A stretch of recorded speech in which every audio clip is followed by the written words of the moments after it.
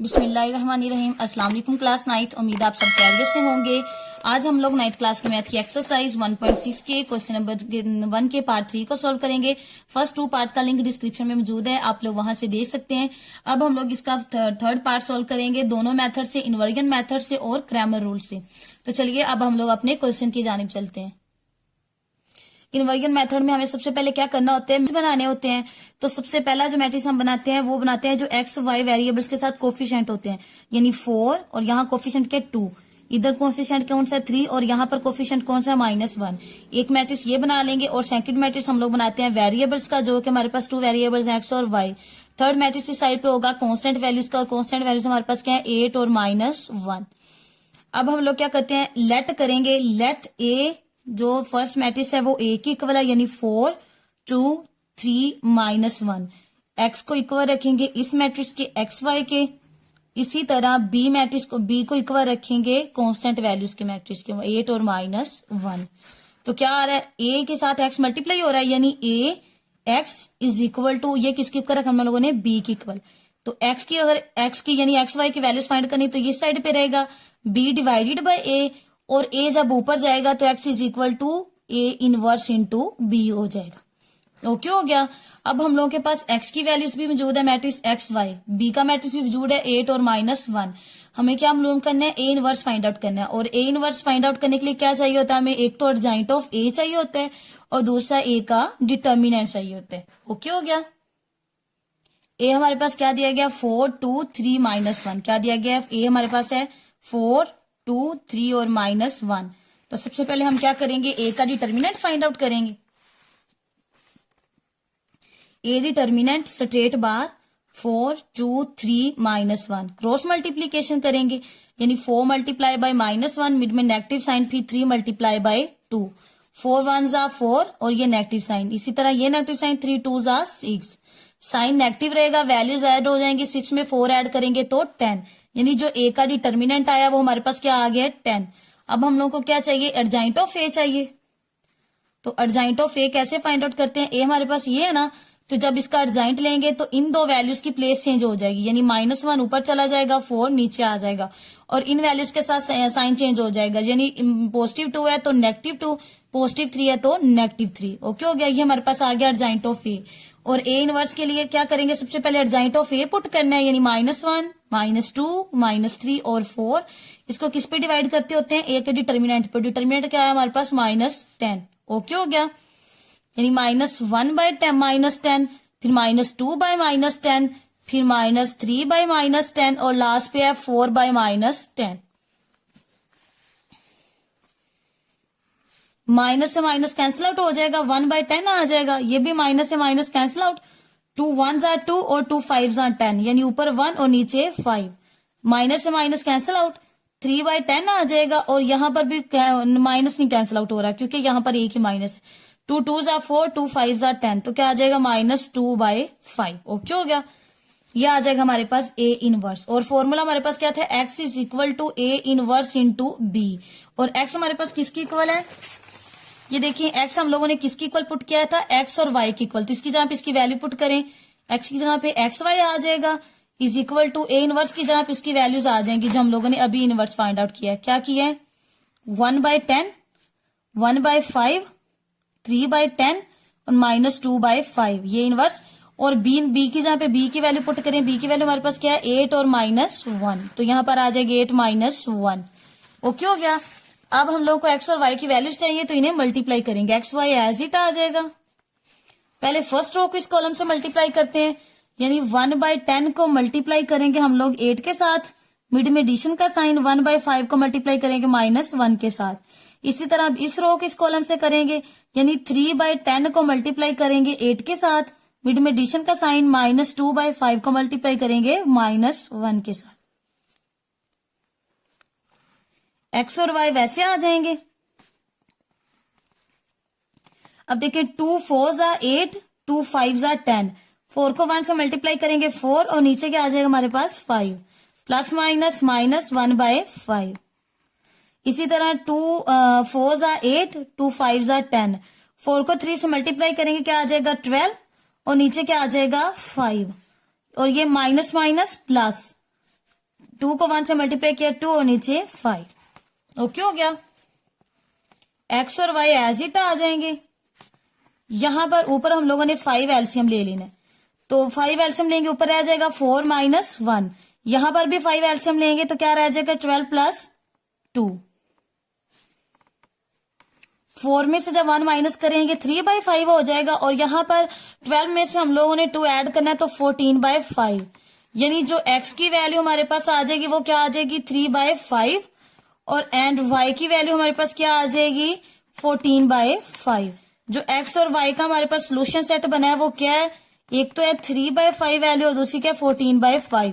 ये हमारे पास इसका आंसर आ जाएगा। अब हम लोग एक बार इस क्वेश्चन को स्टार्ट से देख लेते हैं। सबसे पहले हम लोगों ने एक मैट्रिक्स बनाने हैं, 3 मैट्रिक्स क्रिएट करने हैं, एक कोफिशिएंट का मैट्रिक्स, एक वेरिएबल का मैट्रिक्स और एक कांस्टेंट वैल्यू का। कोफिशिएंट मैट्रिक्स को हमने ए की इक्वल रखा, वेरिएबल्स को एक्स की इक्वल और कांस्टेंट वैल्यू से जो मैट्रिक्स है उसको बी की इक्वल रखा। उसके बाद A x is equal to B, A multiply हो रहा है, दूसरे साइड पे जाके जब डिवाइड होगा तो वो इनवर्स में कन्वर्ट हो जाएगा। एक्स की वैल्यू भी हमारे पास मौजूद है, बी की भी। इनवर्स फाइंड आउट करना था। इनवर्स फाइंड आउट करने के लिए हम लोगों ने 2 चीजें फाइंड आउट करनी थी, अर्जेंट ऑफ ए और ए का डिटर्मिनेंट। तो यहाँ पर हमने सबसे पहले ए का डिटर्मिनेंट फाइंड किया जो कि हमारे पास आ गया 10। फिर अर्जेंट फाइंड किया और उन दोनों को आपस में डिवाइड कर दिया, यानी अर्जेंट को डिटर्मिनेंट पे डिवाइड किया। टर्मिनेंट पे डिवाइड किया तो हमारे पास एक ए इनवर्स मैट्रिक्स आ गया, ये वाला। उसके बाद हम लोगों ने ये वाला जो फॉर्मूला था उसे यूज किया, x is equal to A inverse into B. X की जहां पे एक्स की वैल्यू पुट की, ए इनवर्स की जहां पे जब हम लोगों ने अभी मैट्रिक्स फाइंड आउट किया उसकी वैल्यू पुट की, और बी की जहां पे बी की वैल्यू, और ए एक्स एज इट आ जाएंगे। और इनको आपस में हम लोगों ने मल्टीप्लाई किया, फिर उसके बाद हम लोगों ने इनका एलसीएम लिया तो देन इनके ये आंसर आ गए, यानी एक्स का आंसर हमारे पास आ गया 3/5 और वाई का आंसर आ गया 14/5, और जो सोल्यूशन सेट था वो ये आ गया। अब हम इस पार्ट को क्रैमर रूल की मदद से सॉल्व करेंगे, और उसमें हमें एक्स की वैल्यू, अगर एक्स और वाई की वैल्यू फाइंड आउट करनी है, एक्स की वैल्यू फाइंड आउट करने के लिए ए एक्स का डिटर्मिनेंट और ए का डिटर्मिनेंट चाहिए होता है, और वाई की वैल्यू फाइंड करने के लिए ए वाई का डिटर्मिनेंट और ए का डिटर्मिनेंट चाहिए होते हैं। तो क्या करेंगे, यहाँ पर हम लोग पहले 3 मैट्रिक्स क्रिएट करेंगे, यानी ए का मैट्रिक्स बनाएंगे, उसके बाद ए एक्स मैट्रिक्स, और लास्ट पे हम क्या बनाएंगे ए वाई मैट्रिक्स। ओके हो गया। ए मैट्रिक्स कौन सा होता है, जो हमारे पास एक्स और वाई होते हैं उन वेरिएबल्स का जो कोफिशिएंट होता है वो हमारे पास ए मैट्रिक्स होता है। यानी एक्स और वाई जो वेरिएबल्स उनके साथ कोफिशिएंट का मैट्रिक्स क्या है 4, यहाँ पर कोफिशिएंट क्या 2, और यहाँ पर 3, और लास्ट पे कोफिशिएंट क्या -1। यह आ जाएगा ए मैट्रिक्स। और ए एक्स में सबसे पहले कांस्टेंट वैल्यूज लिखते होते हैं एच -1, और फिर लिखते होते हैं वाई वेरिएबल के साथ जो कोफिशिएंट होते हैं, यानी 2 और -1। और y में सबसे पहले x के कोफिशिएंट लिखते हैं 4 और 3, और फिर लिखते हैं कांस्टेंट वैल्यूज 8 -1। अब हमें इन तीनों के क्या चाहिए, डिटर्मिनेंट चाहिए। तो सबसे पहले हम लोग a का डिटर्मिनेंट ले लेंगे। डिटर्मिनेंट स्ट्रेट बार 4 2 3 -1, क्रॉस मल्टीप्लीकेशन करेंगे, यानी 4 मल्टीप्लाई बाय -1, मिड में नेगेटिव साइन, और 3 मल्टीप्लाई बाय 2, 4 1 जा 4, नेगेटिव साइन, ये नेगेटिव साइन, 3 2 जा 6, ये साइन नेगेटिव रहेगा, वैल्यूज ऐड हो जाएंगी। 6 में जब हम लोग 4 ऐड करेंगे क्या आ जाएगा 10। तो ए का डिटर्मिनेंट हमारे पास क्या आ गया -10। अब हम लोगों ने ए एक्स का डिटर्मिनेंट फाइंड आउट करना है। ए एक्स डिटर्मिनेंट स्ट्रेट बार क्या हमारे पास ए एक्स है 8 2 -1 -1, क्रॉस मल्टीप्लीकेशन करेंगे, यानी 8 मल्टीप्लाई बाय -1, मिड में नेगेटिव साइन, और फिर -1 को मल्टीप्लाई कर देंगे 2 के साथ। 8 को 1 से मल्टीप्लाई करेंगे, 8 1 जा 8, और ये वाला negative sign, minus minus plus, 2 1 जा 2, 8 में से 2 माइनस करेंगे तो -6, यानी जो हमारे पास ए एक्स का डिटर्मिनेंट आया वो क्या आ गया -6। ओके हो गया। अब हम लोगों ने क्या करना है, ए वाई का डिटर्मिनेंट फाइंड आउट करना है। ए वाई डिटर्मिनेंट स्ट्रेट बार ए वाई हमारे पास क्या है 4 8 3 -1, क्या हमारे पास है 4 8 3 और -1, क्रॉस मल्टीप्लीकेशन करेंगे, यानी 4 मल्टीप्लाई बाय -1, मिड में नेगेटिव साइन, 3 मल्टीप्लाई बाय 8, 4 को 1 से मल्टीप्लाई करें 4, नेगेटिव साइन, और ये वाला नेगेटिव साइन, 8 को 3 से मल्टीप्लाई करें तो क्या आता है, 8 को 3 से मल्टीप्लाई करेंगे 24, साइन नेगेटिव, 24 में 4 ऐड करें 28, यानी जो ए वाई का हमारे पास डिटर्मिनेंट आया वो क्या आ गया 28। एक्स की वैल्यू फाइंड आउट करने का फॉर्मूला था A x determinant divided by A determinant, और वाई की वैल्यू फाइंड आउट करने का फॉर्मूला था A y determinant divided by A determinant. x is equal to A x हमारे पास क्या आया, ए एक्स हमारे पास आया -6 और ए डिटर्मिनेंट हमारे पास क्या आया -10।